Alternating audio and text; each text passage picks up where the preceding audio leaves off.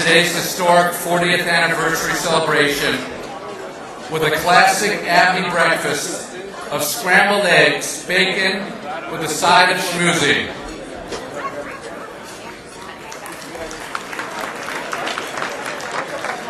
Please enjoy your breakfast, and I'd like to set the stage for this morning's celebration by showing a short excerpt from the Emmy Award-winning documentary, Blue Route and Way.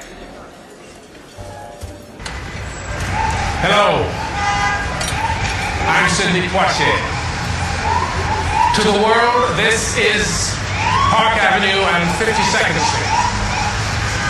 To New Yorkers, it is Lou Rudin Way. Lou Rudin was a lifelong resident of New York City. His heart, as well as his business, are woven into the fabric of this city. His legacy is more than the buildings in his family's real estate business. I was lucky enough to have had him as a friend.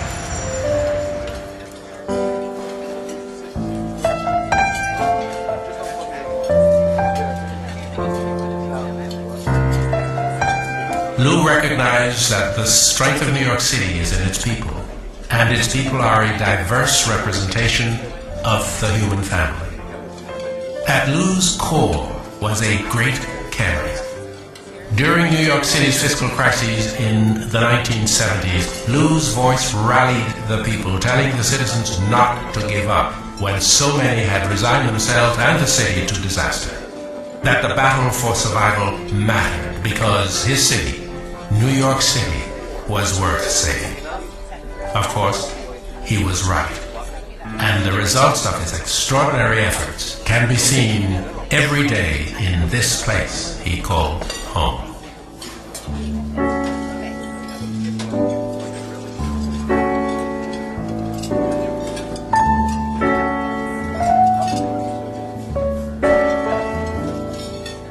To the citizens of New York, Lou was known best for his energetic leadership of ABNY, the Association for a Better New York. My name is Lou Rudin. I'm chairman of the Association for a Better New York. Please, that you're all here.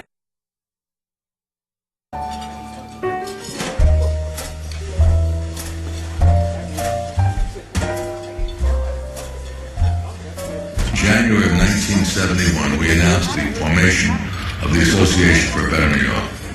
Lou and Jack Beagle and Al Marshall and Felix Roten, people of that nature during, I'm talking about the 76ers area, would meet there, and when we were able to bring together labor, business, and the nonprofits and bring them all together in this association to move the city forward and come out of our fiscal problems, which were so severe at that time. The Association for Better New York was created with two thoughts in mind. One, we'll take the good things about New York and we'll advertise them. We'll talk about them. We'll take the bad things about New York and we'll try to fix them. Lou was the chairman and everything else, and we were the followers. At the beginning, when we started promoting New York, a lot of people had suspicions. Why are we doing it? What's our motive? Do we have personal or economic motives? And all of us were looked at askance. People said, oh my God, they have something behind this. But the only thing behind it was our desire, and Lou's desire as a leader, desire to help New York. And after a few years of doing that, people understood that that was true. And for those who felt, let the city go down, let it crash, some judge will come in, we'll pay 10 cents on the dollar, somehow we'll try to crawl back. And Lou said, that's not New York. Lou organized his own group, the real estate group, and many others, including religious leaders of all faiths, to say, hey, we've got to show people New York is not going down. We're going to use our resources. We're going to use our strength, our combined effort.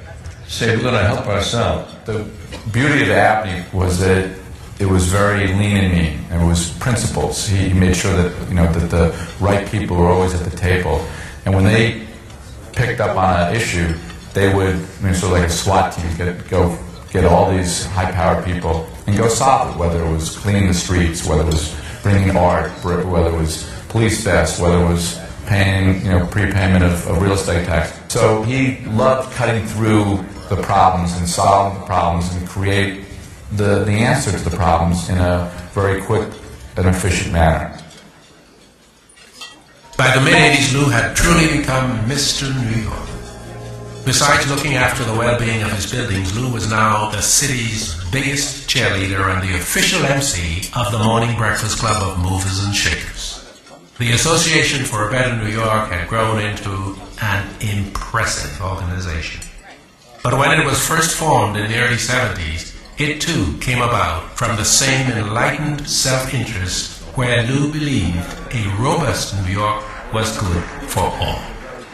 But ABNY wasn't founded only to promote New York. It also would take note of New York's problems and actually try to fix some of them. I remember back at the low point when people doubted New York's future, and a guy by the name of Lou Rudin said, hey, we can't be negative. We can't think the worst about New York. Let's come together. And he created ABNY. And ABNY has been, not just here in New York, but in Washington, known as a very effective advocate for the greatness of the greatest city in the world.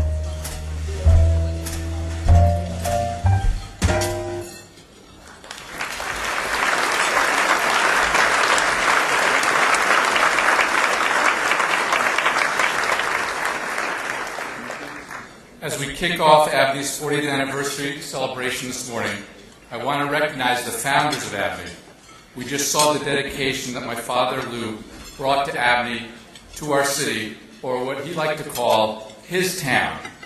We are pleased to be joined this morning by my dad's wife, Rachel, my sister, Beth, my wife, Ophelia, and our children, Samantha and Michael.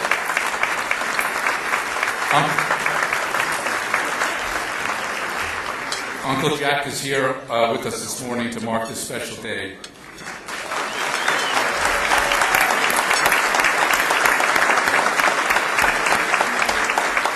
He is joined by his wife, Susan, his son, Eric, and Eric's wife, Fiona. Jack, you are the patriarch of our family, and your wisdom and vision and leadership continue to inspire us. Thank you for being here.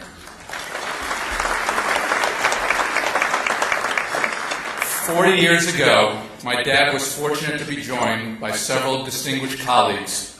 Together, they helped write the playbook on civic engagement and created the model of public-private partnership that helped save our city. Please stand to be acknowledged when I say your name, but please everyone hold their applause to the end. Al Marshall, who worked closely with Governor Rockefeller and was president of Rockefeller Center. His leadership was key to getting ABNY off the ground, and we're pleased that his daughter Sarah is here with us this morning. Sarah.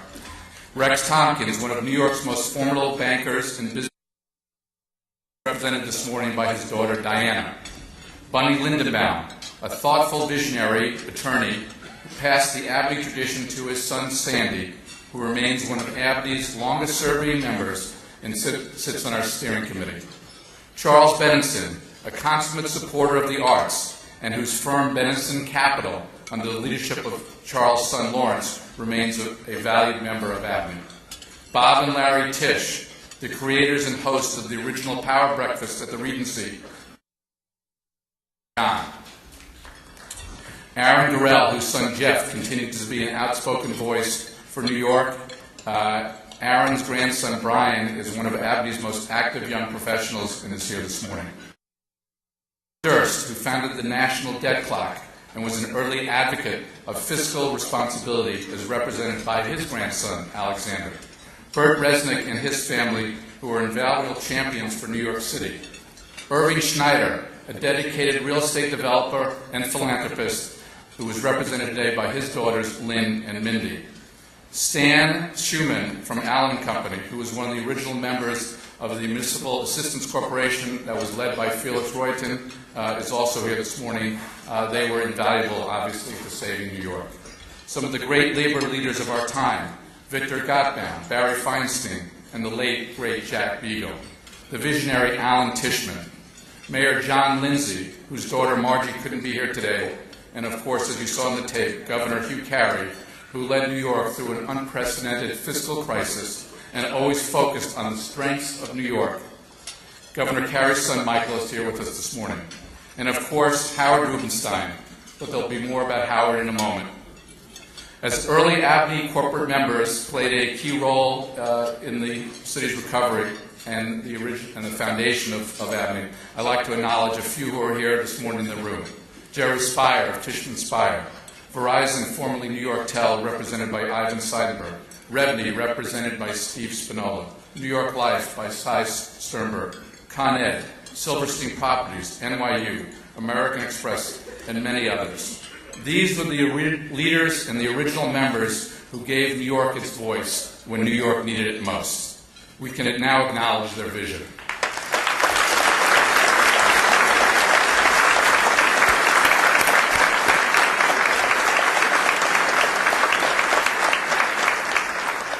ABNY has always worked closely with our elected officials and public servants, from New York to Albany to Washington.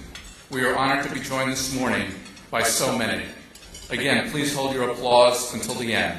Congress members Charlie Rangel, Carolyn Maloney, Jerry Nadler, and Bob Turner, State Comptroller Tom DiNapoli, and former Comptrollers Carl McCall and Ned Regan, State Senate Majority Leader Dean Skilos, and many state legislators, City Council Speaker Christine Quinn, and former speakers Peter Vallone Jr. and Gifford Miller, along with many City Council members, City Comptroller John Liu, and former Comptroller Bill Thompson, Public Advocate Bill de Blasio, Borough President Scott Stringer, District Attorneys Brown, Johnson, and Donovan, many Deputy Mayors and City Commissioners, the new Executive Director of the Port Authority, Pat Foy, and his predecessor, Chris Ward, and the new Chairman and CEO of the MTA, Joe Loda, Canadian Consul General John Prado, City Clerk Norman Goodman, and His Eminence Edward Cardinal Egan. Thank you for being here.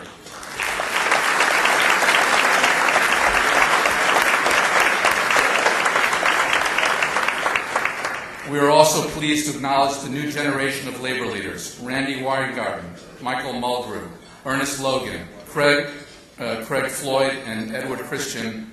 They are here. Also representing healthcare, Ken Rasky, Jim Talon, Tony Watson, and culture, Emily Rafferty and Ellen Futter.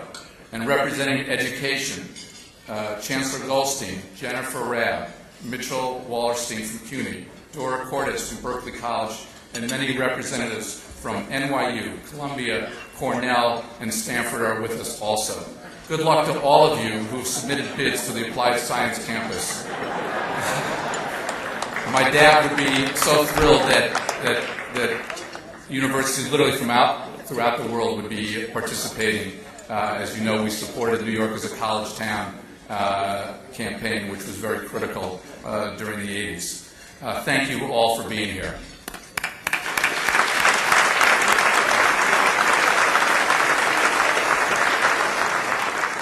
Finally, none of ABNY's accomplishments would have been possible without the devotion of our very hard-working staff. The late Bill Swan served as the founding executive director of ABNY and put the founder's great vision into action. Today we are joined, and please stand, ABNY's longest tenured executive director, Mary Holloway, and you can't miss Mary with her signature hat. ABNY's shy executive director from 2002 and 2010, Michelle Adams. Former Interlock Program Director, Joanne Police. Former Tourism Program Director, Pam Wepburn, and former ABNY intern, George Lentz. Thank you for being here. And of course, I'd like to recognize the current ABNY team, the great ABNY team, Jen Hensley, Jordan Eisenstadt, and Ruth Fassel. Thank you for your outstanding work. You can applaud them. And carrying on the ABNY legacy each and every day, and for always making me look good. Thank you for your commitment to ABNY and to our great city. Now it is my honor to recognize a very special member of ABNY community, someone who's been with ABNY since the very beginning. Howard Rubenstein is the president and founder of Rubenstein Associates. Before there were Blackberries or iPhones, Howard single-handedly defined global connectivity.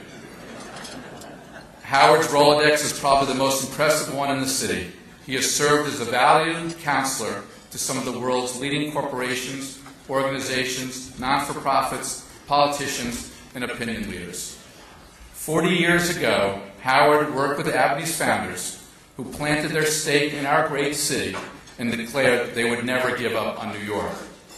One of Howard's great stories about the early days of ABNY is Operation Clean Sweep, a privately funded program to clean up Midtown. In careful cooperation with the Sanitation Department and the Sanitation Union, ABNY persuaded the owners and managers of nearly 600 buildings to sweep 23 miles of sidewalks and gutters each day, which helped improve the quality of life and relieve pressure on the city's constrained budget. In fact, this effort was the precursor of the modern-day Business Improvement District, which today does so much for our city. Many are represented here this morning, and we continue to work very closely with them. As the public relations maven for ABNY, Howard used Operation Clean Sweep to create an unforgettable, which you saw in the video. Howard, along with ABNY's early leaders, rolled up their sleeves to literally clean the streets themselves. Howard, please join me on stage. And moment in history which helped kick off New York's resurgence and pave the way for more success through the years. ABNY is pleased to present Howard with his very own commemorative broom.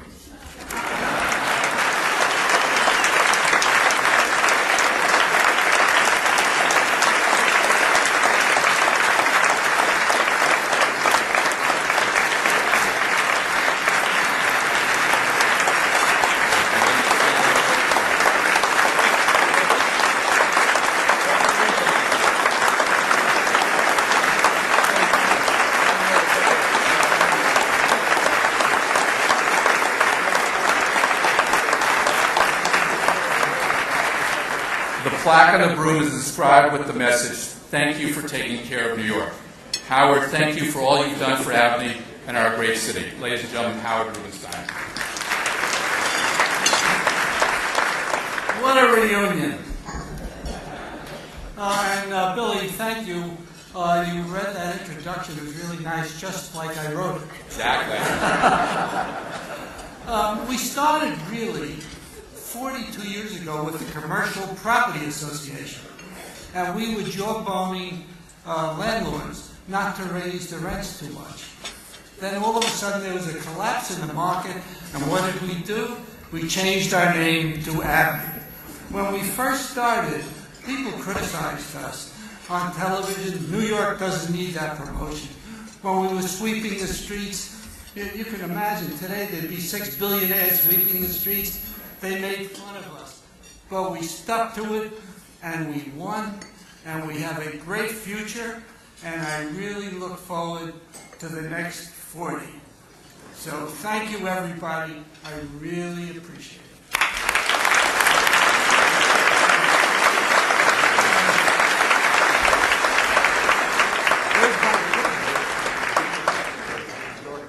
Make sure you have my broom.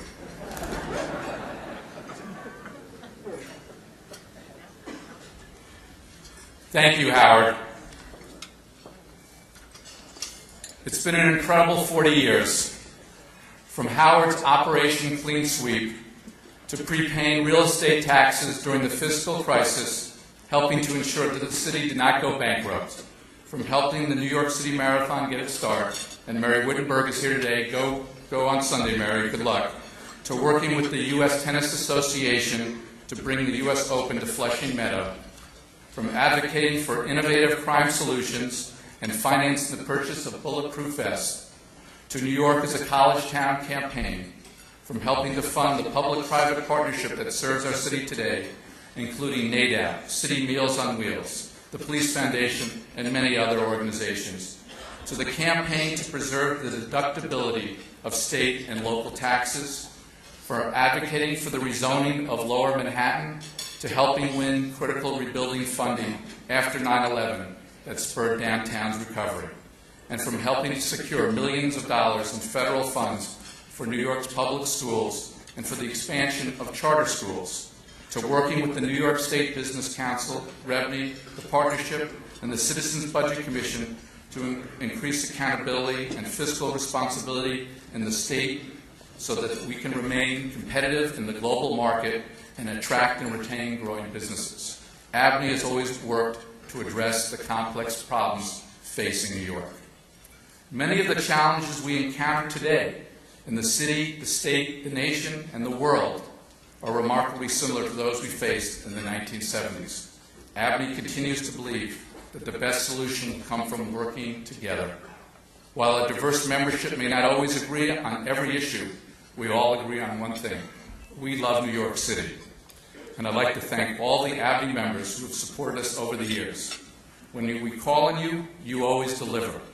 By offering your perspective, your creativity, by working together, by encouraging our advocacy work, and by supporting our events and the ABNY Foundation. Your commitment to ABNY and to our town is remarkable. ABNY will continue to leverage our strong and diverse membership to advocate for New York's global competitiveness. And today, one of our new initiatives is working to cultivate a new set of city leaders through our Young Professionals Network. I know that ABNY's founders would be very proud to know that their legacy continues today with all of you. Thank you, thank you, thank you. There's another guy named Bill who has been involved with ABNY for more than 20 years, and he wanted to share his thanks this morning, but was not able to be here. But he asked us to play this message. I'm pleased to celebrate the Association for a Better New York's 40th birthday. From helping the city recover from the fiscal crisis of the 1970s to helping rebuild Lower Manhattan after 9/11, you've played an essential role in bringing together diverse leaders to address. That was obviously Bill's challenges and opportunities. Okay, we'll come back to that video in a little bit. Thank you, President Clinton. He thanks all of you for your great efforts.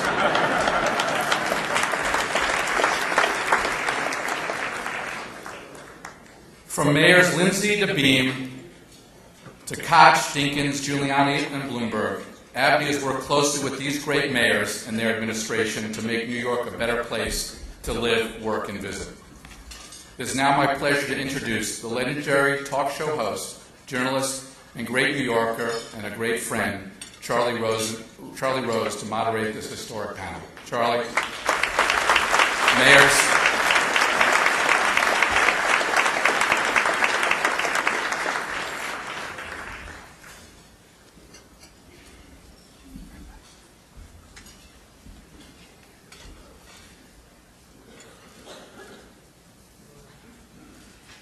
Yes, I will.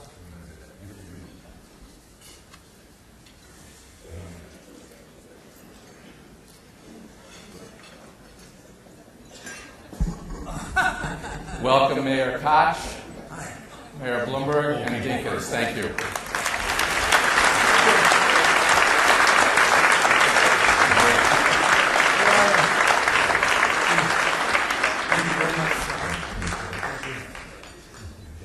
Hey, buddy. How are you? Here. Mayor Bloomberg. Thank you, Bill. I'm honored. For someone who comes here, and this city has been so very good to me, I'm honored to be here for the 40th anniversary of ABNY, and to be with three mayors that I know and have enjoyed their appearances on my program as well as their friendship. I also want to say that as I look out across this audience, I could literally spend a couple of days here with all of you and then not have to do any more programs for the next 6 months. There's that much talent, that much interesting experience, and that much good conversation here. But this morning we have three mayors who've had a richness of experience, a richness of deep love for the city of New York, and a sense to come together to talk about ABNY, but also to talk about the challenge of running the world's greatest city. So let me begin, and I'll start with Mayor Koch. What is the joy and challenge of running the city? How do you define and characterize what it's like to be mayor? First, it's good to be back in the big time. We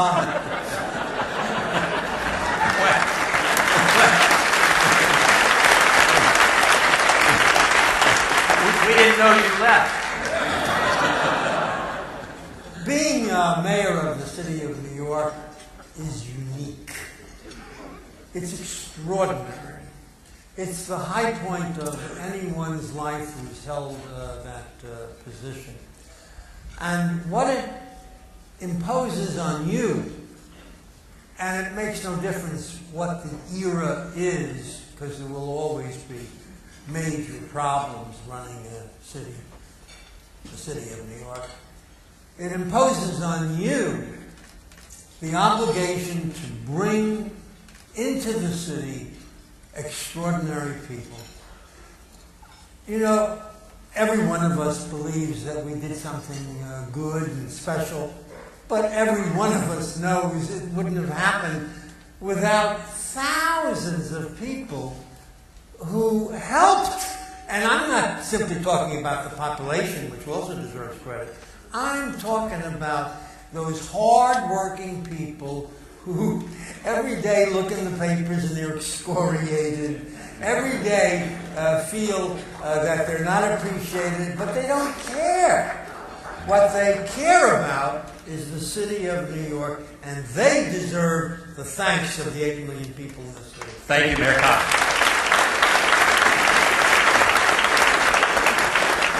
Mayor Dinkins. Well, it's good to be with you, my friend. And I'm delighted to see so many of you here. I told Ed they heard he was coming and everybody turned out. Since you put that question first to Ed Koch, you recognize, of course, that my response can't in any way deviate from what he has said. But I do believe that being mayor of the city of New York is the greatest job there is. It is better than being mayor of any city anywhere in the world. It's better than being governor of any state, including New York State. And the only job that's better, if you like public service and you like people, the only job that's better is the one Obama has. And this is really a great job. And incidentally, the mayor of the city of New York is treated like a head of state outside of the city. Not within the city, but outside of the city. And the greatest 4 years I have ever had. And there came a time when I lost my job and got evicted from public housing. And Mike doesn't need it. But I tell people when they say to me now that you have retired, you must have a lot of time. And my constant response is, I didn't retire, I changed occupations, and that wasn't my idea. But since I've been evicted from public housing, I enjoy myself. I do a lot of things involving young people. I love children. And when folks ask me to do something, I respond in the affirmative most of the time. And I say that I go anywhere I want, and I don't go any place I don't wish to go. So I'm here this morning really out of respect for my love for ABNY, for Lou Rudin. I take this opportunity to congratulate my friend Howard Rubenstein, who I've known since the early 70s, and he is a remarkable human being. And each of you that have supported ABNY over the years, well done. Thank you, Mayor Dinkins. Mayor Bloomberg. Well, it's ironic that we're having this in the same room where the inner circle takes place, given that's designed to tear everything that we build up down, but whatever. It's the greatest job in the world, but it's certainly the greatest job in government. Ed's right, you're treated as a head of state, your views really matter. The impact that New York has in the world is not understood by New Yorkers, but it's certainly understood by people outside of here. We banned smoking, the rest of the world banned smoking. California did it before us and nobody paid attention. And that just shows you that's really true.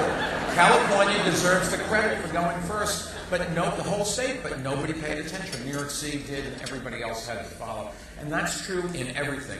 We are the most compassionate city in the world. We set the standard for how you treat those who are less fortunate.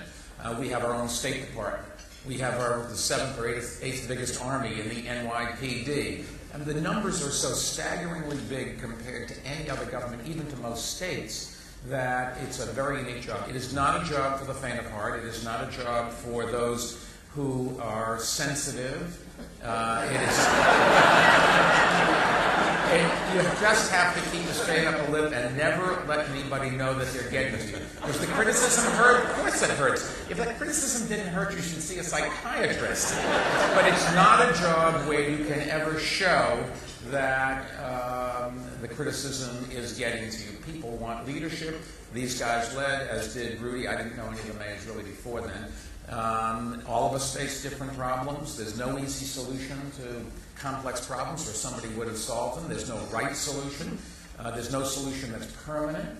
But it's New York, and it is still the greatest city and the greatest state and the greatest country in the world. And I said to somebody the other day who was bashing China, you know, when people want to take their families and move to a place where they can express themselves or be in charge of their own destiny or enjoy life, they don't go to China. They come to New York.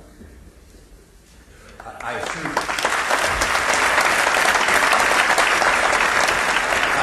you love it so much that 8 years is not enough.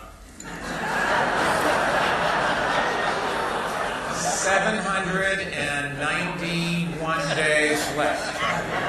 No, all kidding aside, I love every single day getting up. Even if you know you're going to get beaten up, the only days, and that was true in my previous job, the only 2 days only two bad days I've ever had in my life are the days my parents died. But short of that, it is just a thrill to get up. And the greater the challenge that day, the more the adrenaline goes and the more you look forward to getting in there. One big sigh before you take those steps up into City Hall. But then you're in the Big Apple, and you get a chance to make a difference. That's why we all three love the job. And so much talent around that you can lean on and bring in. Which brings me to ABNY, but also the bigger question of how public-private partnerships are essential to this city. Start with Mayor Bloomberg. There are some things that government can't do because the public demands specificity as to what you're going to do with their monies and some guarantees that it's going to work. And the essence of innovation is that you can't answer those questions in advance. So that's where private monies come in.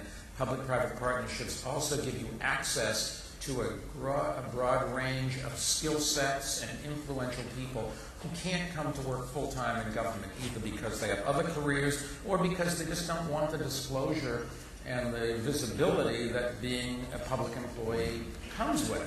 And so without public-private partnerships, you just couldn't get done a lot of things.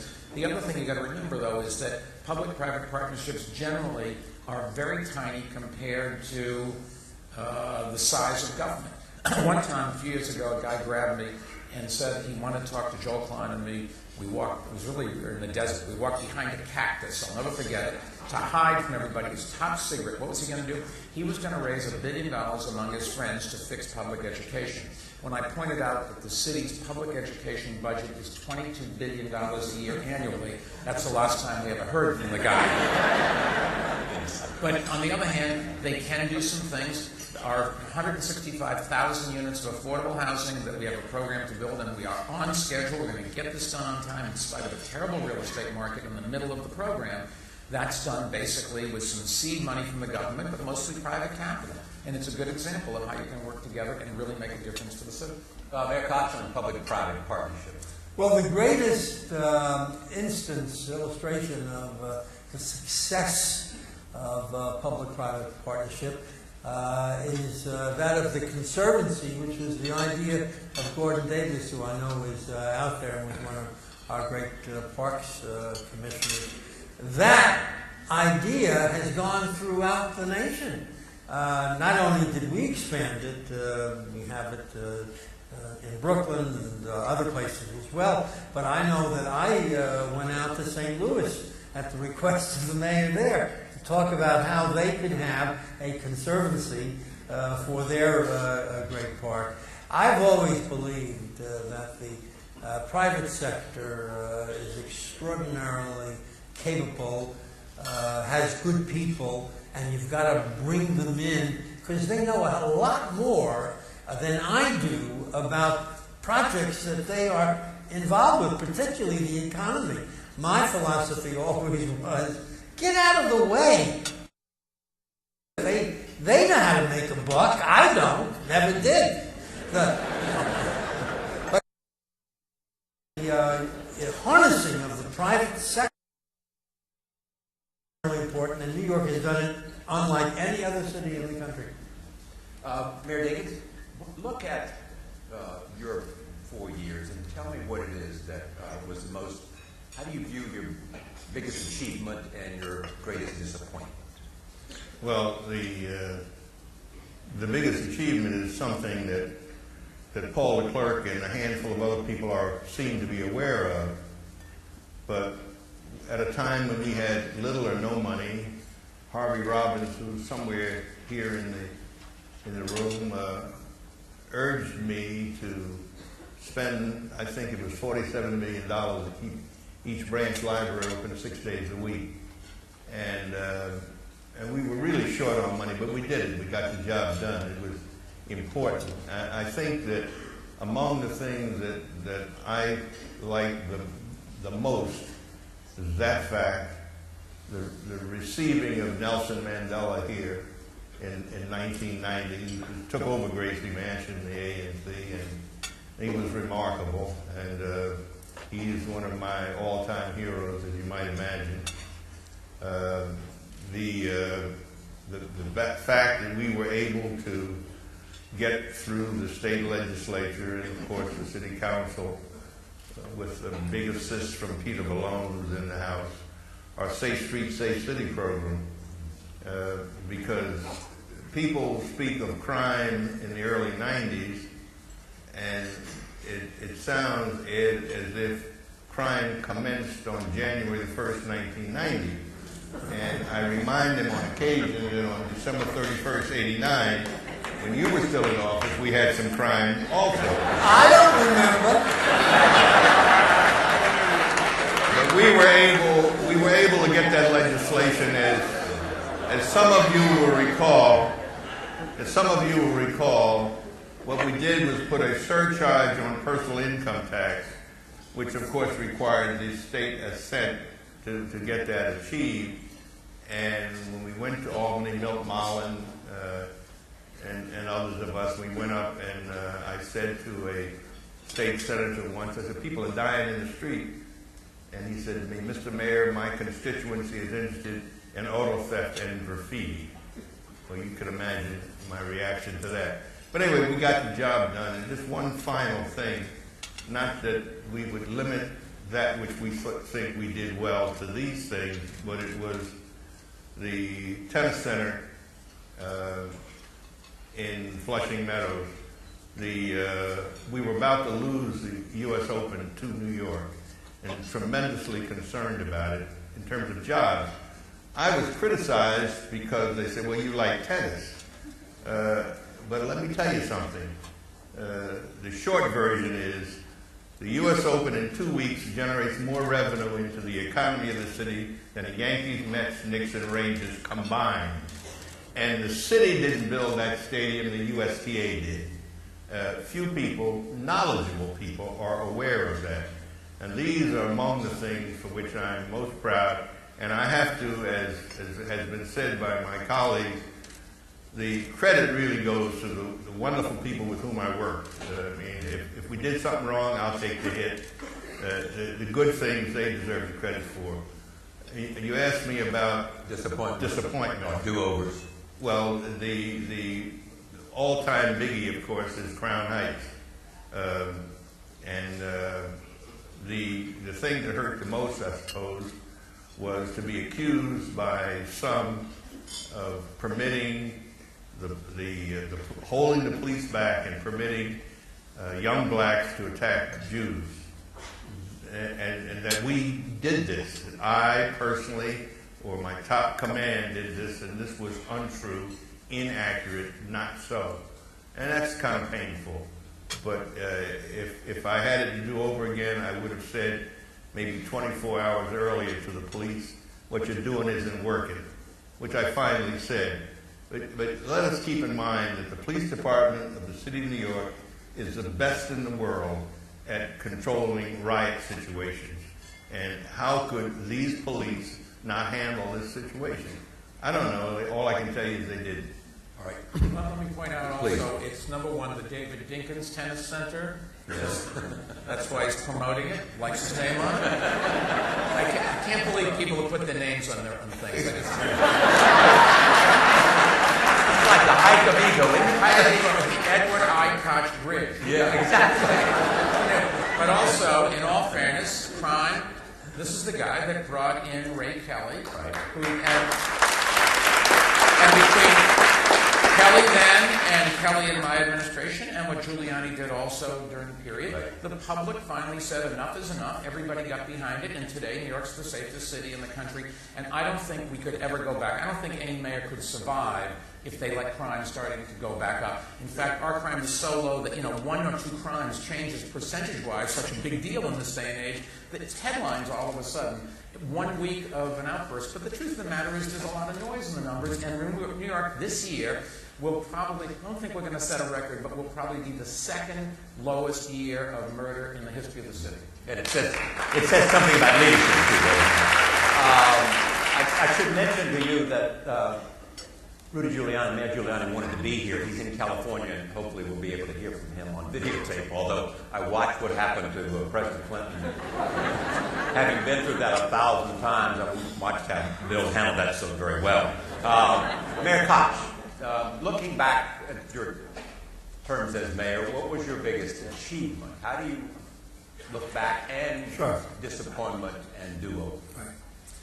I think the biggest achievement, the personal one, as I perceive it, is having rallied the people of the city of New York during the transit strike by going down to the Brooklyn Bridge, and I'll just tell people how that happened. The strike was shocking when it was announced that they can't settle it, and we didn't know what we were going to do. This is in 1980. And Bob McGuire, then police commissioner, said, let's meet in my office tomorrow at 5:30. It overlooks the Brooklyn Bridge. And about 5 people and myself, deputy mayors, commissioners were there.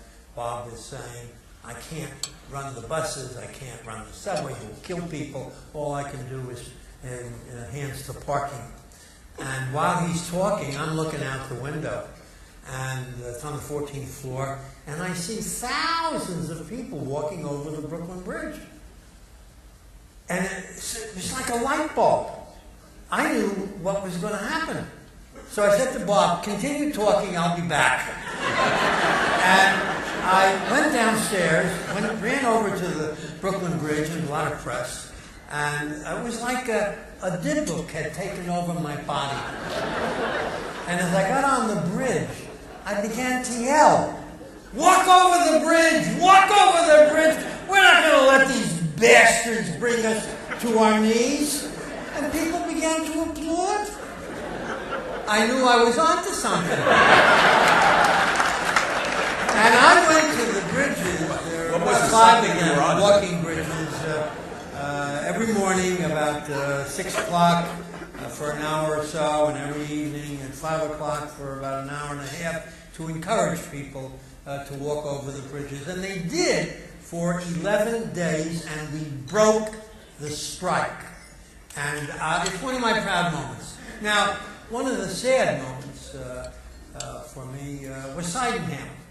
And I've said this before, this is not news. Every mayor before me, going back to Bob Wagner, said we have to close Sydenham because the medical work there is dangerous. The patients are in danger. No one who's ever had, it's probably apocryphal, thoracic surgery has survived. Well, every mayor, Lindsay, Beam, and then when it came to the closing, they flinched because there were the threats of riots and so forth. And maybe my personality is such that I ought to change it, but I don't flinch. And when the time, depending on experts, and when they said close it, I said we will close it. And I remember calling Charlie Rangel. Charlie Rangel was my very good friend, and I called him. He was in Washington, and I said, we're going to go in there tonight and take out the strikers who are occupying it. And could you call them so that we don't have to do it? He said, they won't listen to me. And I mean, there was pain in his voice, there was pain in my voice. It was 9 o'clock at night. And then the police went in and removed them and so forth. Now, the Harlem community, even though we put in clinics to do what that hospital was supposed to do and couldn't do, they were outraged. And it had nothing to do with medical service. It had to do with history, which I didn't understand at the time, but do today. And the history was, it was the first hospital to admit black doctors, which other hospitals wouldn't do. So psychologically, it was an extraordinary place for that community, and I didn't appreciate that. And I was only interested in the health aspects. And so I would say that was my major failure. Mayor Bloomberg? Accomplishments that I think really made a difference and I will look back on is, one, the school system. No matter how much people wanted to decry the progress that we made, there's just incontrovertible evidence that the school system is better than it ever was, and it includes more people. It is not perfect. We have a long ways to go. But for a big city school system, we've really done some amazing things. And there's lots of people, 125,000 people that work in education, plus a whole bunch of other people that really made the difference. It is increasing life expectancy. In New York City, you live now 1 year and 7 months longer than you would have if, 10 years ago.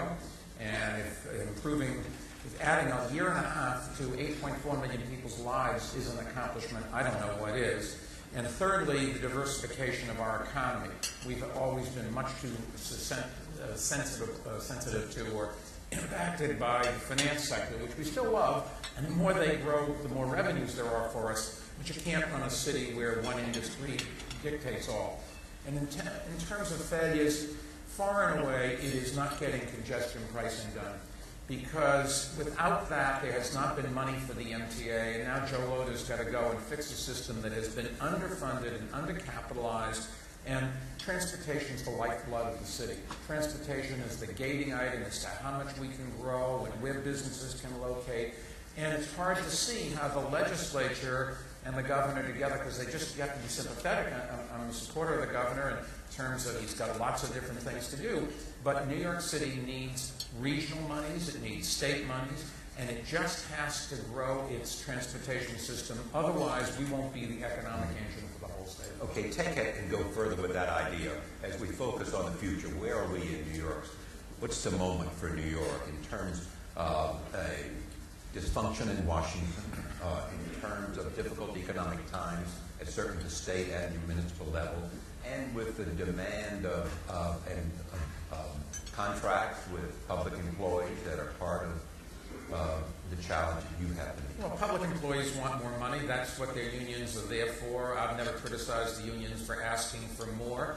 I criticize all of us for giving away things we don't have. But a union leader's job is to get better working conditions and more money for their members and not to run the system that their members work for.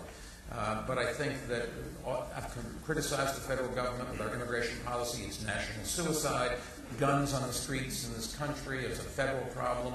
We kill 34 people a day. We've killed more people in America with illegal handguns since RFK and Martin Luther King Jr. were killed than Americans died in World War II. It goes on and on and on. But the city fundamentally has a better hand to play than anybody else. It's because of our immigration into the city from time immemorial. It has continued. It is because the geography puts us in the right place, and the rivers force us to have a concentration which creates a vitality and a marketplace that doesn't exist anyplace else. It is because New Yorkers are the kind of people who, they may criticize and complain a little bit, but they go out and get things done. And my frustration with people who complain all the time is complaint doesn't help. You want to go out and do something. So, we have an agency, Small Business Services. Rob Walsh runs it. We've created 35,000 new jobs in the last 12 months. That puts people to work.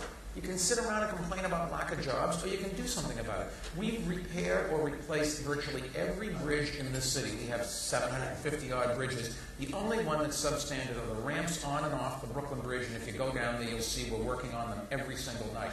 The rest of the country has let the infrastructure fall apart. We haven't. We have built the new water tunnel. We built the extension to the North 7 line. We built more schools. Go on and on and on. And it's New Yorkers who we reach into our pockets and we do it rather than waiting for the state, who didn't fund the number 7 line. We got the city money. It is New Yorkers who complain a little bit, but then just go out and find ways to work around the problem. And I think we're a good model for the rest of the country. New York's not for everybody, and there are plenty of other great cities. But when I listen and I read the papers where everything we do is wrong, and the country, we're in Washington, they keep tearing down and looking for who's to blame. Who cares who's to blame? What are you going to do tomorrow? And we used to be able to do that.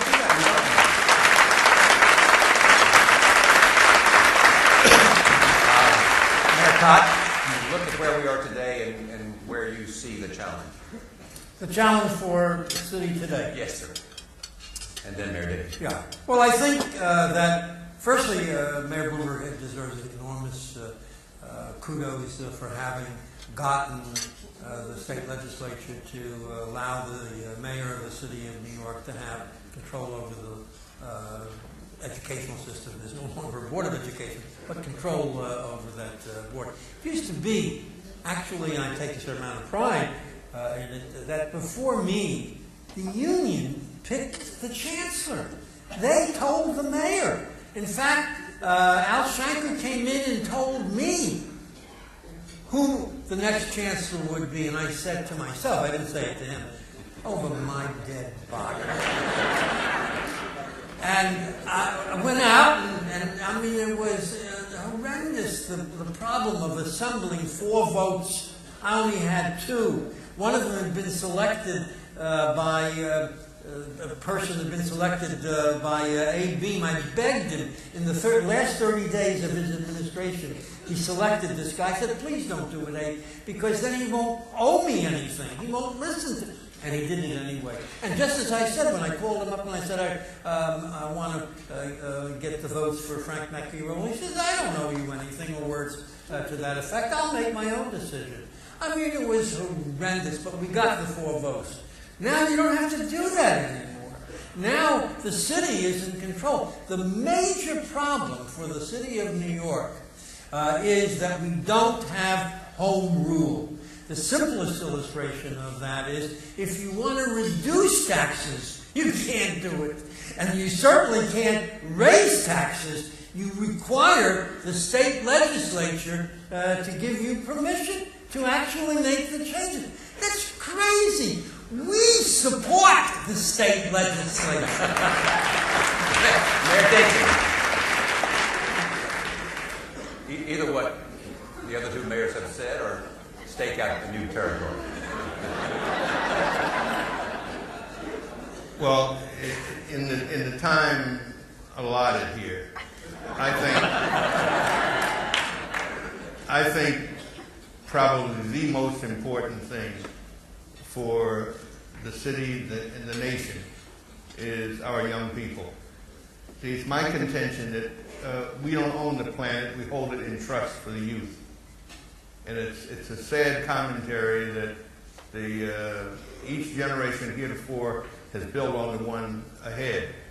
And for the first time ever, perhaps, we faced the problem of maybe that not being so. And so the things that interest me the most, and you mentioned earlier, you were asking about the public-private partnerships, and my involvement with some not-for-profits. Most of them relate to children, even the Coalition for the Homeless. Mayor Bloomberg, as you know, we have more homeless today than we have ever had since we started keeping records. and it's an enormous number of them are children. And so kids matter a great deal to me. The Association to Benefit Children does some wonderful work.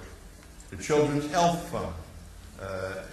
These are the kinds of things that I spend my time and energy on, and I think are important to us. And if we adults are to have a future, it's in these young people, and we owe it to them. And obviously, it's education. Ed used to say, while the mayor had 2 votes for the Board of Education, the borough presidents 1 each for a total of 5, so it's 5 to 2. Ed used to say, give me 6, and then I'd have 6 to 5. I used to say, give me 4. And if I can't swing one of the borough presidents, perhaps I'm wrong. And I used to argue for that. But Mike is the first one to come along, and he did it maybe the way we should have done it a long time ago. He just took over the whole damn thing. But it is so important, education and all the related areas. If we don't take care of our young people, we can forget it. Well said. Let me introduce, and we'll come back for a few closing comments here, but Bill? No, go ahead and finish, Charlie. It's, we're almost done, but go ask a few more questions. Okay, great. Speak in terms of where you think the economy is for the country, and how dependent, and how critical it is what's happening in Europe to affect the U.S. economy and the economy. Well, the stock markets in Europe are down another 3 or 4% today. Everybody was shocked by Papandreou saying he's going to go for a referendum in the spring on the austerity measures in Greece. A lot of people speculate that it won't pass. Some people think it will pass, but it's not going to happen until spring. So you just have another thing hanging out there which the world does not need, this kind of uncertainty. In the end, markets and businesses and all of us, even in our own personal lives, need certainty. It's the only way you can plan for tomorrow. The economy in the United States is better than in Europe. It is not rushing back. Our problems are that while business is doing better, business is doing it by becoming more efficient. So it's not creating the kind of jobs that we need or enough jobs. We need companies to do more with more, not do more with less. And I think that it's small businesses more than anything else that can solve that problem. We desperately need Congress and the President to get together and stop all this craziness of brinksmanship and I'm not going to do what you want and you're not going to do what I want. They just have to come together. But for the next short period, it's Europe that's really having a bigger impact on the markets here in America. And remember, we sell a lot to Europe. China sells a lot to Europe, and Europe sells a lot to both China and to America. This is not good for the world. It's not devastating for New York, but it's anybody that thinks our tax revenues are going to jump up above estimates, and we've estimated pretty conservatively. They're wrong. That's just not going to happen. We've got a $5 billion deficit for each of the next 2 years, and we've got to find ways to close those. We will. It is going to be hard. It's going to be painful, and I think everybody understands that. But we will keep the basic services going, and some of the services that aren't quite basic but really important to our quality of life and our future. It's just we're going to have to reach into our pocket and find ways to do more with less, and everybody's going to have to share. What do you say to those people who are part of Occupy Wall Street? I hear, well, everybody's got a different view of what they're protesting. I hear your complaints. Some of them are totally unfounded. It was not the banks that created the mortgage crisis. It was plain and simple Congress, who forced everybody to go and to give mortgages to people who were on the cusp. Now, I'm not so sure that was terrible policy, because a lot of those people who got homes still have them, and they wouldn't have had them without that. But they were the ones to push Fannie and Freddie to make a bunch of loans that were imprudent, if you will. They were the ones to push the banks to loan to everybody. And now we want to go vilify the banks because it's one target. It's easy to blame them, and Congress certainly isn't going to blame themselves. At the same time, Congress is now trying to pressure banks to loosen their lending standards to make more loans. This is exactly what the same speech they criticized them for. But having said all of that, we just got to focus on how we move and get the mortgage business and construction going rather than why we got here and who did it. It's just, it's fun and it's cathartic. It's, I don't know, it's entertaining to go and to blame people and look to the past, but it doesn't do anything for the future. And most of the protesters down there are complaining. I think they should be out there trying to change the world and make it better. And that's what we're trying to do in the city, and that's what people in this room are fundamentally trying to do. Create jobs, improve democracy, do all the things that people are complaining. Yes, it isn't perfect, but it doesn't get better by complaining about it. It doesn't get better by disrupting commerce. It doesn't get better by vilifying people and scaring them away from taking risks, which we want to in the future.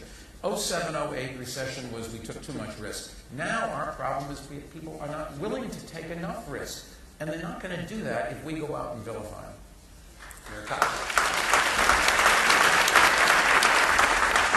First, I think we're very lucky to have Mike, because he knows how to make a buck, and that is extremely important to the city of New York. But I would differ with respect to blame here.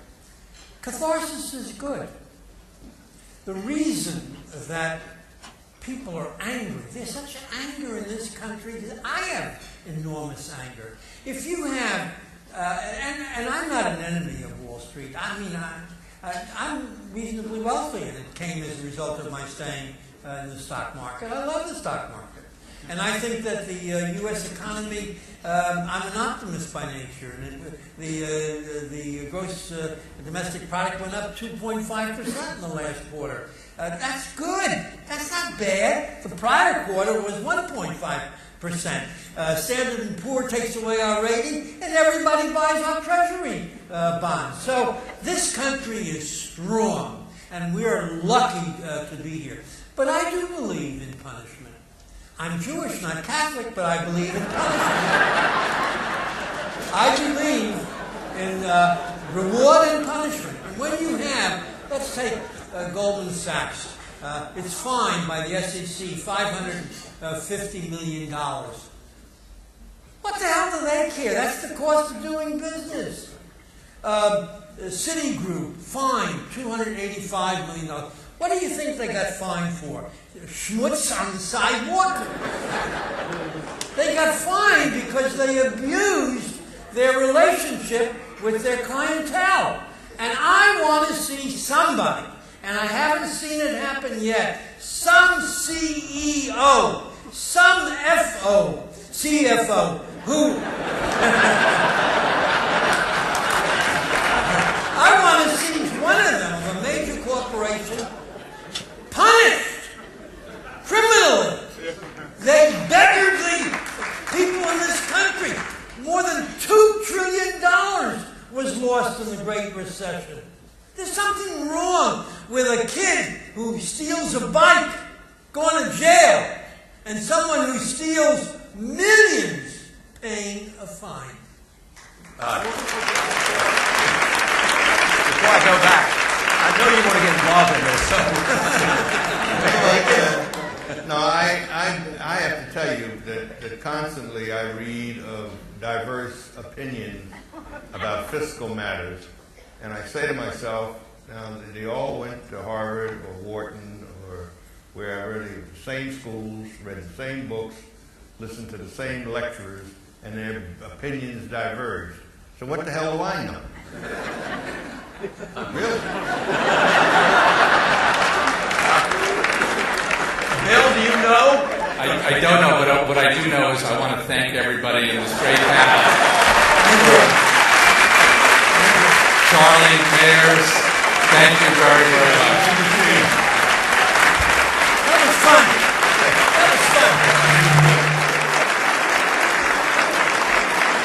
We have one more mayor that we haven't heard from, and we're going to roll. Hopefully the tape works on this time. But I think...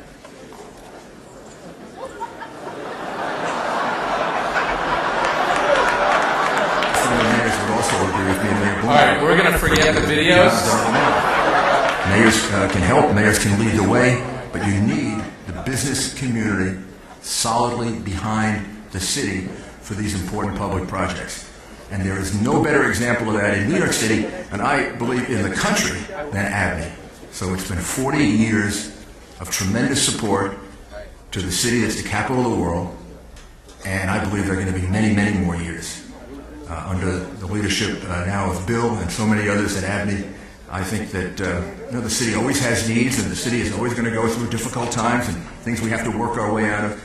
And for any mayor to know, the present mayor, Mayor Bloomberg, or future mayors, to know that you have a business community organized around the Association for Better New York, it's just a source of such great, great strength in bad times and the opportunity to really flourish in good times. So congratulations to ABNY, and I'm wishing you another 100 years. God bless you. We're going to try the Clinton video for one more second. There we go. From helping the city recover from the fiscal crisis of the 1970s to helping rebuild Lower Manhattan after 9/11, you've played an essential role in bringing together diverse leaders to address New York's greatest challenges and opportunities. Lou Rudin and his colleagues created ABNY to inspire the city's residents to take action to improve their lives. And I know Lou would have been very proud to see Bill continue his vision. ABNY's dedication to identifying and implementing creative partnerships and solutions has only grown stronger over the years. Lou loved a good bacon and egg breakfast, and I'm glad you're all carrying on that tradition, as well as his tradition of hard work. I want to thank you for several things. First of all, I'll always be grateful for the invitation I got from Lou Rudin to come talk to the people at ABNY after I, as the governor of a small southern state, supported New York in urging the Congress to keep the deduction for state and local taxes. I've always believed in New York. I believe in its promise and its impact, not only for the citizens who live here, but for people all across our country and all across our world. Lou Rudin first gave me a chance to do a little something for the city that is now my home too. Thanks for your service, and I look forward to your next accomplishment. I know everybody wants to go, but before I finish, I want to just take a second to thank you for my 10 years as chairman of ABNY. It's been a true privilege. Like my father and his colleagues who founded ABNY, I believe in the spirit and determination of New York and New Yorkers. I believe most of all, and I quote Mayor Bloomberg, our brightest days lay ahead. Thank you for celebrating 40 years of the Association for Better New York and for helping us shape the next 40 years. Thank you very much.